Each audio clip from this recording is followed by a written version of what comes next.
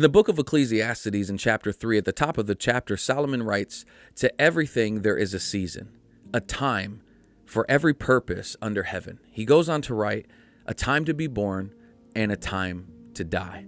You know, a lot of us, we still live with this delusional belief system that we're going to be here forever. That's the way that we treat life. And that's why we throw away our time on a constant basis. But if we would dare to open up the Bible and read it, we understand that God's plan is not for us to be here forever. It's to be with Him forever in eternity. Ever since the fall of man, God had a rescue mission planned for you and I through the life of Jesus, through His death, burial, and resurrection, that we could enter in by faith to spend eternity with a good Father, not to be left here forever. And since we have that delusional mentality, sometimes we waste our time, or we treat time as if it's not precious, as if it really doesn't matter and we can just throw away our days because we still think that we're promised tomorrow.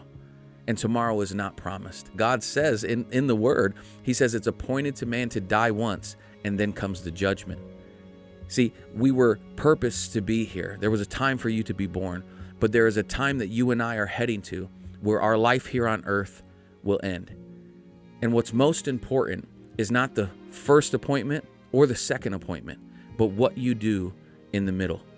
If you keep wasting this precious gift of life and treating your time like it doesn't matter, you will never live truly fulfilled in this life.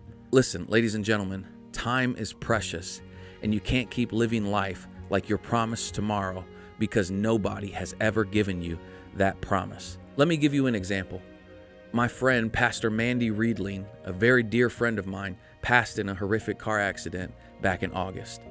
Her husband, one of my best friends, Joseph Riedling, he's in the hospital right now due to that car accident. And we had plans. You know, the week that happened, I was supposed to be at their church the next week, and we were going to be fasting and praying and following through with a lot of the future plans that we had.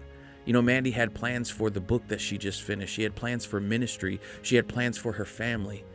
And then before you know it, she's gone. Now we rejoice because we know that she's with the Lord, but at the same time, there was no tomorrow. And all of us are going to experience that. When we leave this earth, we're going to have plans for our tomorrows that never get accomplished. So it begs the question for you and I, what are we going to do with today? If you keep putting the important things off for your tomorrow, you're never going to accomplish anything. So let me ask you, why do you keep living like you have tomorrow? And what if tomorrow never comes?